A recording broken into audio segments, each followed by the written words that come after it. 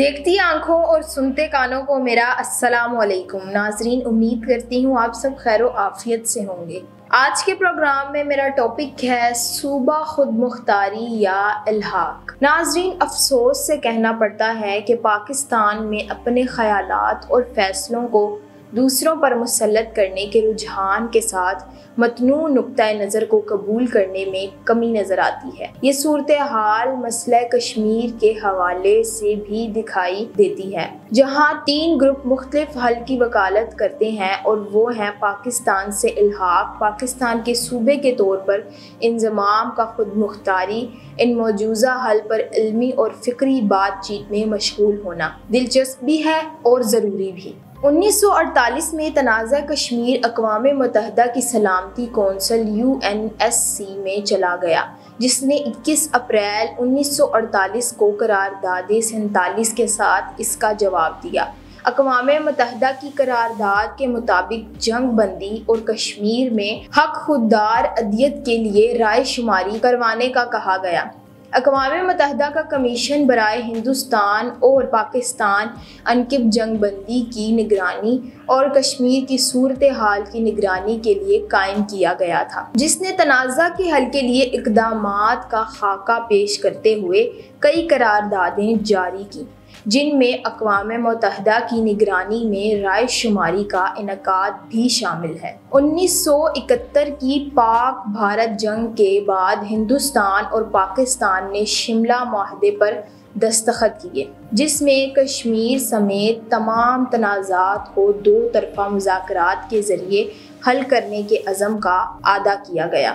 تمام تر قراردادوں اور وعدوں کے باوجود بھارت نے کشمیری عوام کو حق خوددار عدلیت دینے سے مسلسل انکار کیا ہے۔ 19 جولائی 1947 کو آزاد جموں کشمیر کانفرنس کا ہنگامی اجلاس بلایا گیا، جس میں خواجہ علام الدین وانی اور عبدالرحیم وانی نے کشمیر کی پاکستان میں شامل ہونے کی وکالت کرتے ہوئے قرارداد پیش کی۔ چودھری حمید اللہ خان کی زیر صدارت اور سردار ابراہیم کی رہائش گاہ پر منعقد ہونے والے اجلاس میں 59 سرکردہ کشمیری رہنماؤں نے شرکت کی، جن میں سے سبھی نے قرارداد کے حق میں ووٹ دیا۔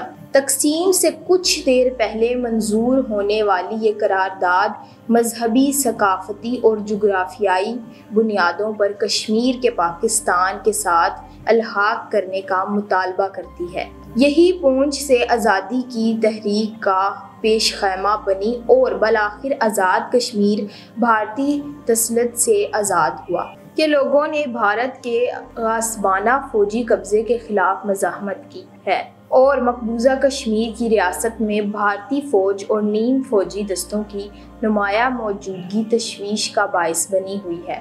آزادی کی اس جدوجہد میں تقریباً نصف ملین کشمیری اپنی جانیں گنوا چکے ہیں۔ بھارتی فورسز پر متعدد مظالم کا الزام ہے، جن میں 23,000 کشمیری خواتین بیوہ ہو چکی ہیں اور 11,000 خواتین کی عصمت دریاں کی جا چکی ہیں۔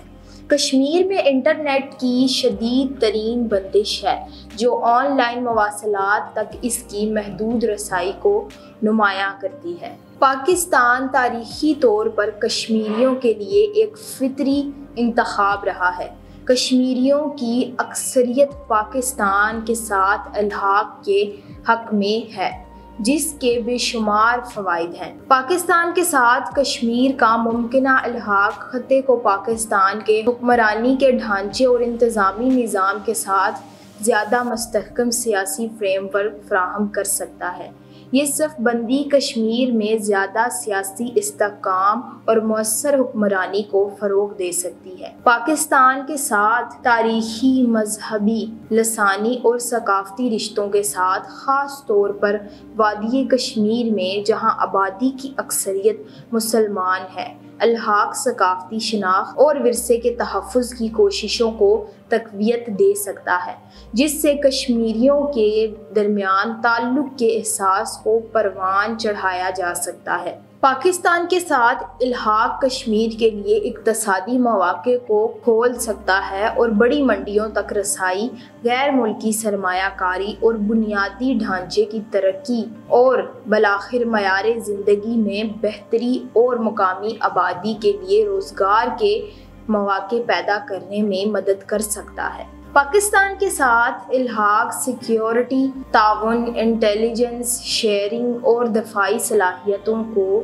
مضبوط بنا سکتا ہے اور اس طرح علاقائی استحکام اور غیر مستحکم خطے میں سیکیورٹی کے چیلنجوں سے نمٹنے میں مدد مل سکتی ہے۔ ایک اور تجویز جو چند حلقوں اور زیادہ تر خود ساختہ قیاس آرائیوں میں زیر بحث ہے وہ یہ ہے کہ آزاد کشمیر کو پاکستان کا صوبہ بنایا جائے۔ ایک قائم شدہ ملک کا حصہ ہونے کے فوائد کو نظر انداز نہیں کیا جا سکتا۔ صوبے جو کہ کسی ملک کے انتظامی ڈھانچے کے لیے لازم و ملزوم ہیں، علاقائی ترقی کو آگے بڑھانے، مقامی طرز حکمرانی کو بڑھانے اور قومی یکجہتی اور خوشحالی کو فروغ دینے میں اہم کردار ادا کرتے ہیں۔ صوبے معاشی مواقع سے لے کر ثقافتی تحفظ اور مؤثر طرز حکمرانی تک بہت سارے فوائد پیش کرتے ہیں جو کہ سماجی اور اقتصادی منظرنامے اور قومی تانے بانے کو تقویت دیتے ہیں۔ کشمیر کے حوالے سے آزاد جموں کشمیر کا پاکستان کا صوبہ بننے کا فوری امکان اقوام متحدہ کی متعدد قراردادوں کی وجہ سے کم نظر آتا ہے، جن میں کشمیر کے پورے خطے میں حق خود ارادیت کے لیے استصواب رائے کرانے پر زور دیا گیا ہے اور اسے ایک متنازع علاقہ تسلیم کیا گیا ہے۔ آزاد جموں کشمیر پاکستان کے اندر ایک مخصوص مقام رکھتا ہے جو ایک خصوصی آئینی فریم ورک کے تحت چلایا جاتا ہے جو اس کی منفرد تاریخ اور ثقافتی شناخت کا احترام کرتا ہے۔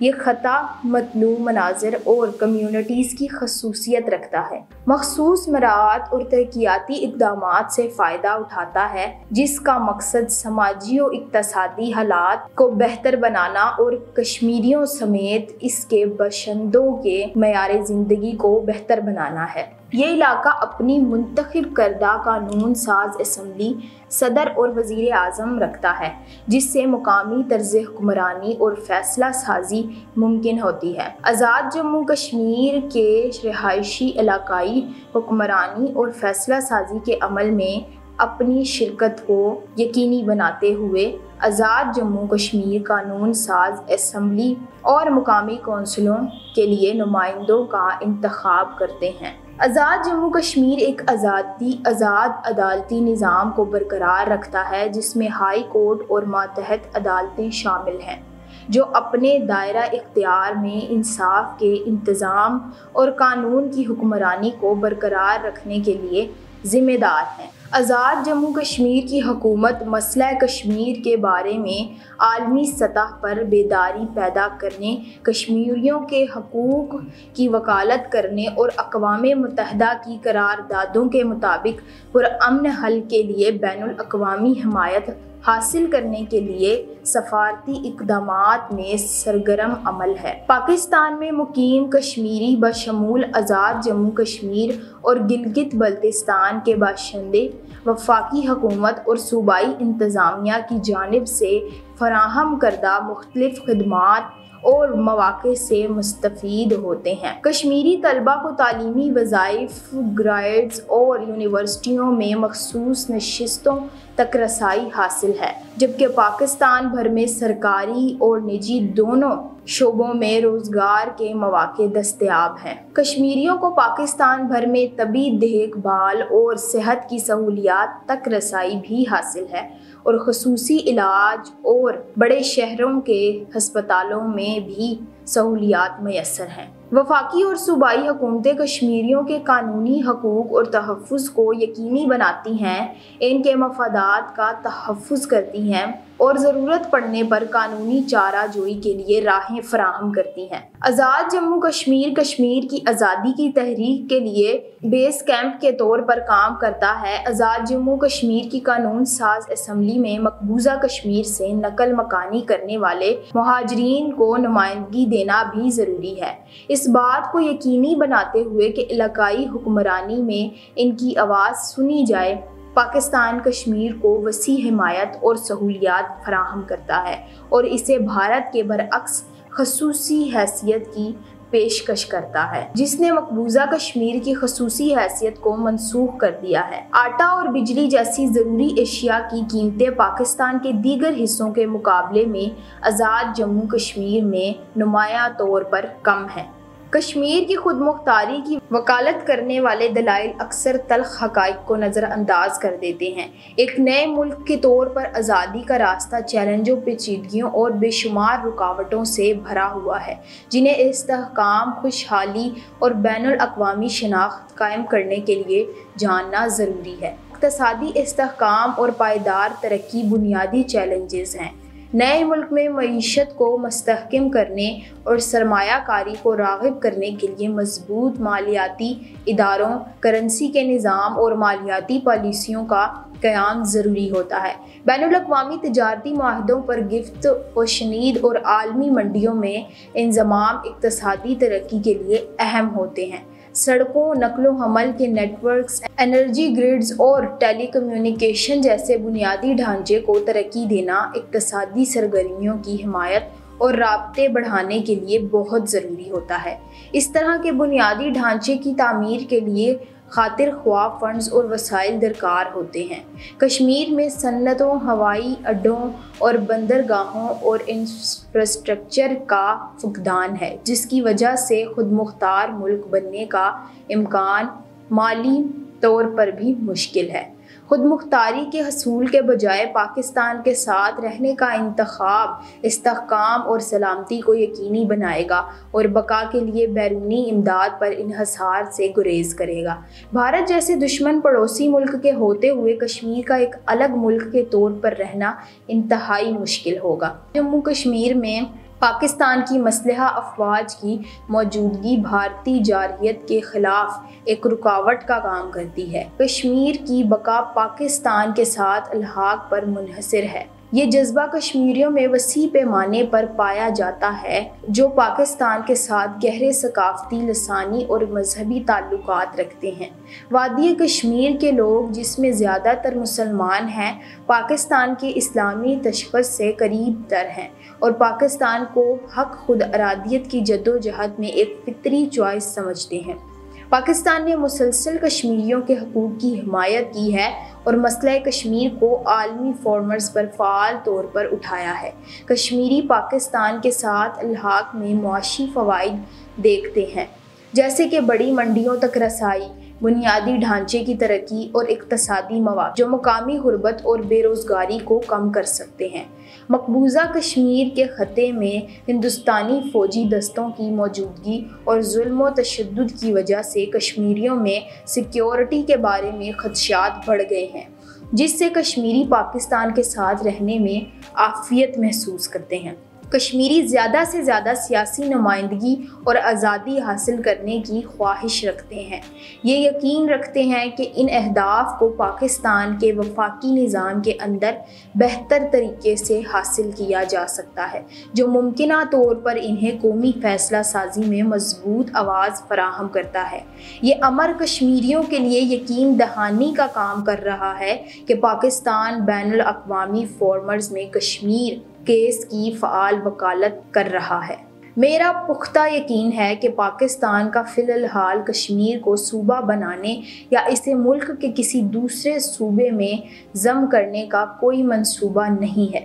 بنیادی توجہ کشمیریوں کو ان کی مرضی اور پسند کے مطابق حق خودار ادیت کے حصول پر مرکوز ہے۔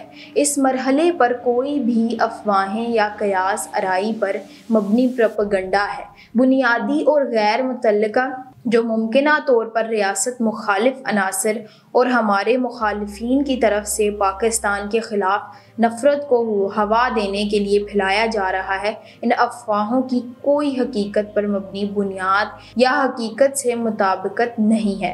पाकिस्तान एक ज़िम्मेदार मुल्क के तौर पर काम करते हुए अक़वाम मुत्तहिदा के ज़वाबित पर सख्ती से अमल करता है और मसला कश्मीर के हल के हवाले से किसी भी किस्म की ताख़ीर की वजह सिर्फ़ और सिर्फ हिंदुस्तान और इसकी हट धर्मी है। कश्मीरियों की अक्सरियत मौजूदा ज़मीनी हक़ाइक़ को समझती है और कश्मीर की अवाम बलआखिर अल-हक़ का फ़ैसला पाकिस्तान के हक़ में और अपने फ़ितरी झुकाव की बुनियाद पर करेगी।